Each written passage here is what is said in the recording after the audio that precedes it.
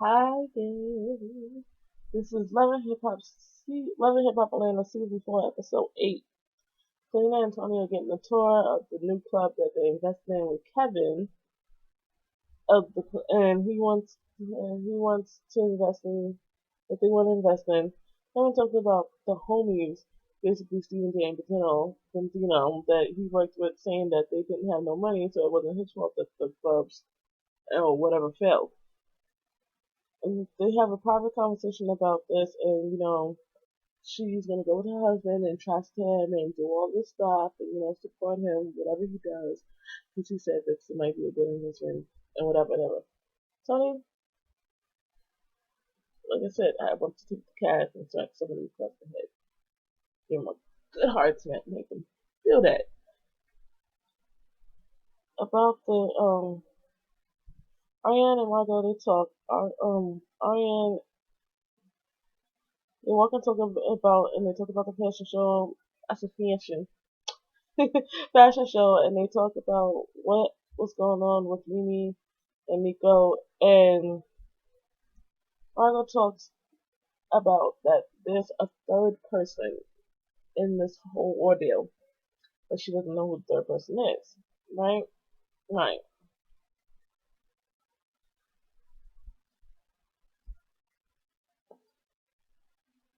Hmm. Now Ariana has to figure out whether she's being lied to or not. And then Nico is going to use that third person to expose her if she doesn't start telling the truth. Not the other stuff. Jocelyn and Kalina, they meet up with each other and they talk about their marriage life and they talk about the club stuff.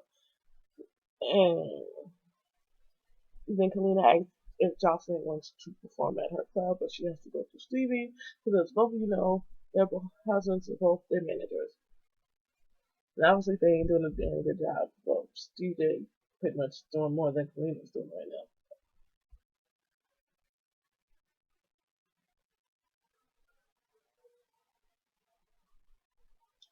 now. This is where things go left in this episode. And that's when the meeting of the mothers go through, and they're all talking about how they don't like Katie and all this other stuff, and when the drugs gonna show up. So you have, I think, Alex, Carla, Cena, and I can't Jacqueline or something like that. I think her name is. I can't remember. So baby mother number one, mother kid one, she started it because that was, and then his wife Alex, and then baby mother two and I mean 3 and 4, Carla and Cena. Those two had twins. They got pregnant at the same time, so basically he was messing with both of them at the same time. That's your man. So when Katie came in, she automatically started with Cena. Now, see, this is how much you're a dumb bitch too. You and me are both on that dumb bitch boat. You open your mouths and say stuff or do stuff when Jock is trying to make things right. Why do you automatically go for Cena's throat? You couldn't sit there and just been alright and said, look, say hi to everybody. You didn't even have to say nothing to her. You could have just went cordial. Why? Why? Why are you gonna be that dumb bitch? Because your dick's funny. That's what you are. That's what you are.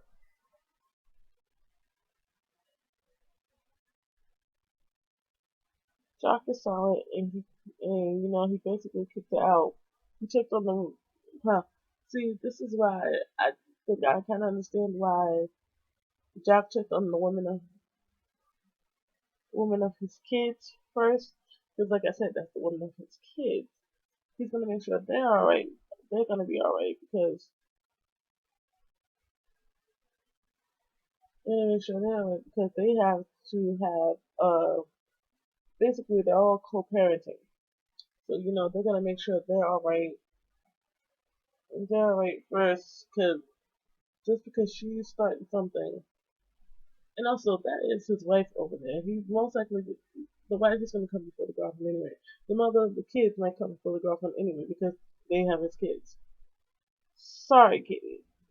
Um, and Katie, she felt like, okay, Jocelyn was good enough for me, so it's time for him to go.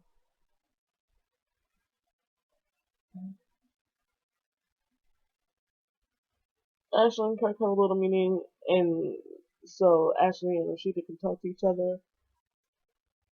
And basically, she needs to stop running her mouth and stop being disrespectful. But you know, she's feeling like Rashida came at her too. Mm, you started off on the wrong foot, so that's why she had a feeling towards you. Yeah.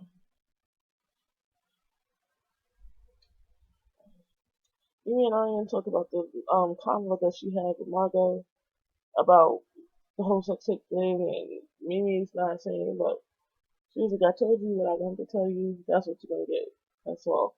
And Ariane's basically saying, like, expose yourself before they expose you, so that you don't come out as a liar. And basically, I can see Ariane's coming. She doesn't want to get betrayed by her best friend. Like, let me know what's going on before they come out and expose you. Like, so I don't feel like you lied to me and all that other stuff. And Mimi should have just been upfront with her in the first place. Like, that's your best friend. Go ahead and tell her what she needs to be told. I'm sorry, if I was in that situation, my friend or whoever I feel close to is going to be told the whole truth. I'm not going to sit there and sugarcoat it or jump around the truth because you don't want to let it be known on TV. It's going to be found out regardless. It's going to be found out anyway because y'all don't have control over the third person.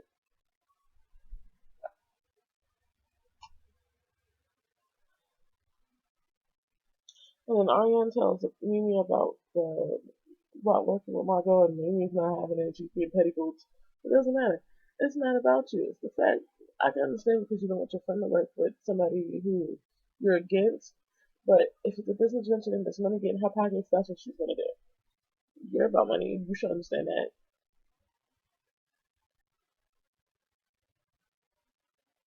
Steven's gonna say flying talk about why she's mad and about coming at Lena's club.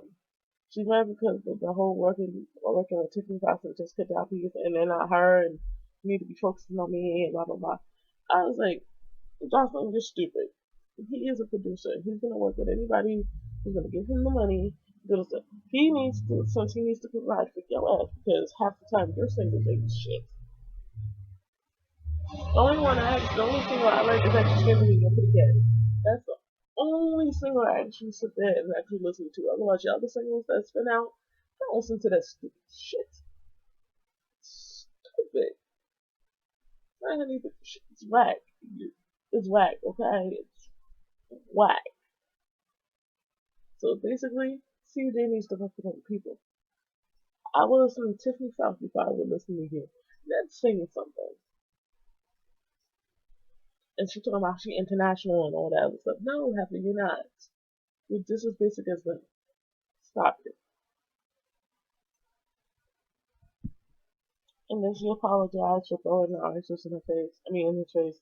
Rashida and Ashley, they meet up and they talk about her attitude and whether or not she's going to be dropped or anything. Ashley wants to make it in and then, try to prove to her that she can do this and all this other stuff. Doc and Katie talk and he happens to get kicked out and also knocked out of the house. Mimi ends up telling her truth to somebody and we don't know. But basically, the next episode, Mama D and her ex-husband goes to church. Mimi finally starts to talk to Margot and tell her the story. Mimi and Aryan get into it.